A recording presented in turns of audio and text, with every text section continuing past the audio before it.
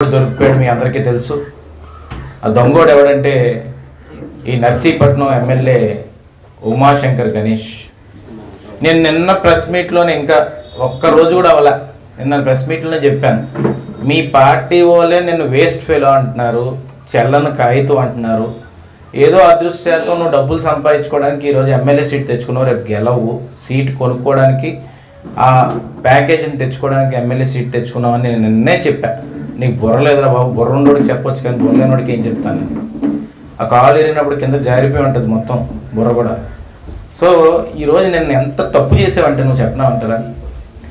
అమాయకులన్న పసిబిడ్డల జీవితాలని రోడ్డు మీద పెట్టి నాశనం చేశాను. ఆ పసిబిడ్డలు ఎవరు? వాలంటీర్. వాళ్ళ జీవితాలని నువ్వు నమ్మించి గొంతు కోసం. నిన్న వెంకనాయుడుపేటలో 22వ వార్డులో రామ్ గోపాల్ ఈ నైట్ వడ్డీలు నడుపుతాడు, నైట్ బ్యాంకులు అంటారు, ఎక్స్ట్రా వడ్డీలు నడుపుతారు, కాల్ మనీలు అంటారు. మిడిల్ క్లాస్ వాళ్ళు, పేదోళ్ళ జీవితాలు పెట్టి మెడలు కోసేవాళ్ళు. ఇలాంటి ఫైనాన్స్ కంపెనీని నడిపిన రామ్ గోపాల్ ఇంటి కింద వాలంటీర్లతో మీటింగ్ పెట్టి ఆ ఇంటి పరిసరాలన్నీ కూడా, మీ వెంకనాయుడుపేట అంటే మాకు గుర్తొచ్చేది ఏంటో తెలుసా? రామాలయంలో రామతీర్థం, రామాలయంలో రామతీర్థం గుర్తొస్తుంది. ఆ రాముడిని మనం అక్కడికి వెళ్ళిపోయి కొలుచుకున్న వీధిలో ఈరోజు ఏం చేశాడంటే దారుణమైన దొంగ పని చేసి వాలంటీర్లు పెట్టి డబ్బులు పంచడానికి ప్లానింగ్ చేస్తున్నాడండి. ఎంతకంటే వరస్ట్ పని ఇంకోటి ఉంటుందండి? డబ్బులు పంచడానికి వాలంటీర్లు పెట్టి ప్లానింగ్ చేస్తాడు. అది కూడా కూర్చోబెట్టి నువ్వు దొంగ పని చేయకపోయిండుంటే అక్కడ లోపలికి వెళ్ళి ఉన్న వ్యక్తివి నువ్వు బయట ఈ చైర్మన్ గారిని నించోబెట్టి అడ్డంగా నించోమని చెప్పి నువ్వు దొంగోళ్ళలాగా, నీ కారు కూడా కాదు, నీ కారు నెంబర్ ఎంతో మాకు తెలుసు, నువ్వు ఏ కారులో ప్రయాణిస్తావో మాకు తెలుసు. నిన్న కూడా నేను ప్రెస్ మీట్లో చెప్పాను. ఏమని చెప్పానండి? క్లియర్గా చెప్పాను. అర్ధరాత్రి 11:45 నుంచి 12 గంటల లోపల సమయంలో I-20 కారులో రామారావుపేట దగ్గర ఈ కోనేటి రామకృష్ణ అనే వ్యక్తి మళ్ళీ ఎమ్మెల్యే ఇద్దరు కలిసి ఒకరి ఇంటికి వెళ్ళారని నిన్నే చెప్పాను.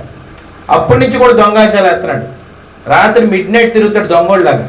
నిన్న కూడా ఏం చేశాడంటే ఆ వాలంటీర్లందరినీ పిలిచి డబ్బులు పంచాలని చెప్తే కొంతమంది వాలంటీర్లు అయితే నిజాయితీగా వ్యతిరేకించారు. ఏంటంటే మీరు ఇప్పుడు ఎమ్మెల్యే కాదు కదా, ప్రభుత్వం లేదు కదా, నువ్వు డబ్బులు పంచమని చెప్తావు, అడుగుతావు ఏంటి అని.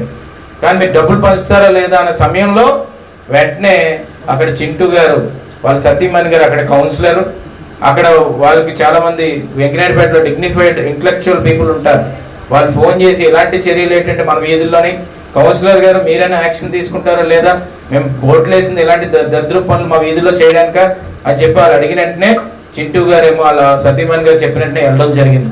వెళ్ళి దాన్ని ఎక్స్పోజ్ చేస్తుంటే ఈరోజు ఎందుకు చైర్మన్ గారు నువ్వు మధ్యలో పెట్టావు?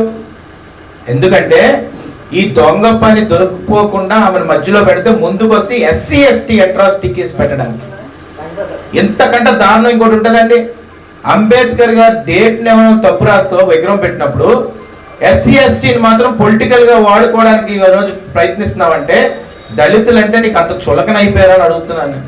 ఎంత దారుణమైన విషయం ఏంటంటే ఆ కారులోంచి వీడియో కూడా బయటకు వచ్చినప్పుడు ఒక ఎమ్మెల్యేగా డిగ్నిఫైడ్గా దిగి వాలంటీర్లు అందరూ ఇక్కడికి వచ్చి నన్ను పిలిచారన్నా చెప్పాలి, ఆ ధైర్యం కూడా నీకు లేదే. నేను నిన్నే చెప్పాను, మీ కార్యకర్తల దగ్గర నుంచి డబ్బులు దప్పుతున్నావు, అప్పులు తీసుకుంటున్నావు, మీ కార్యకర్తలను నడి రోడ్డు మీద వదిలేసి బాపిరాజు కొత్తపల్లి పోతామని చెప్పాను. నేను ఏం జరిగిందో అదే ఒక ఎగ్జాంపుల్ అండి. ఈరోజు వాలంటీర్లు అందరినీ పిలిచి డబ్బులు పంచడానికి అని చెప్పి అక్కడ కూర్చోబెట్టి వాలంటీర్లందరూ కూడా బుక్ అయిపోయి దొరికిపోతే ఆ వాలంటీర్లందరినీ గొంతు కోసి నమ్మించి అక్కడి నుంచి లెగిసి పారిపోయాడు. అంటే రేపు ఉదయం వాళ్ళ కార్యకర్తల జీవితాలు ఏమైనా అడ్డుపడితే ఏం కాపాడుతాడండి ఎమ్మెల్యే?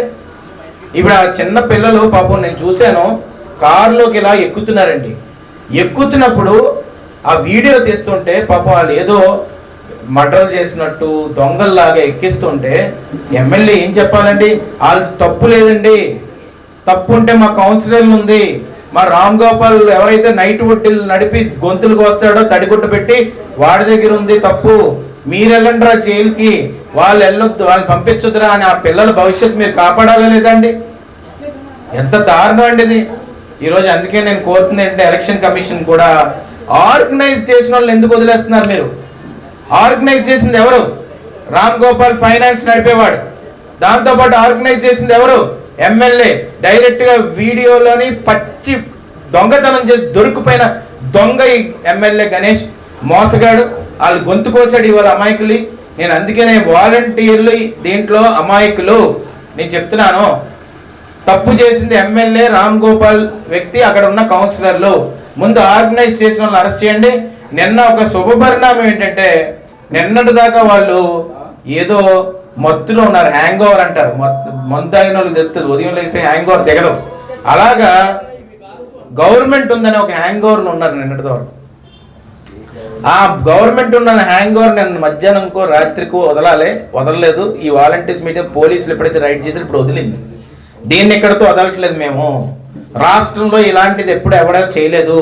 ఈ దిక్కుమాలని బ్రెయిన్లెస్ అబ్నార్మల్ ఎమ్మెల్యే మాత్రం చేస్తున్నాడు. వీడికి నాలెడ్జ్ లేదు, పాడు లేదు, ఏం లేదు, కాబట్టి ఇలాంటి పనులు చేస్తున్నాడు. కాబట్టి దీన్ని ఎక్స్పోజ్ చేయబోతున్నాం. దాంతోపాటు రేపు వీడు ఏంటంటే, నేను ఎందుకు ఇంకా ప్రచారానికి సరిగ్గా తిరగట్లేదు అనుకున్నాను. ఇప్పుడు వాడు ఉద్దేశం అంటే నేను చెప్తున్నాను వినండి.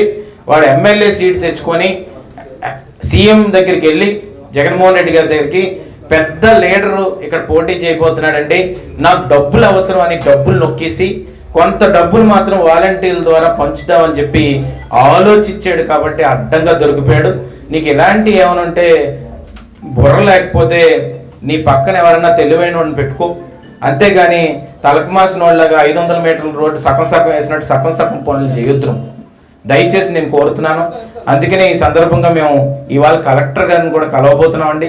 దాంతోపాటు కూడా ఎలక్షన్ కమిషన్ హెడ్ మీనా గారికి చెప్పబోతున్నామండి.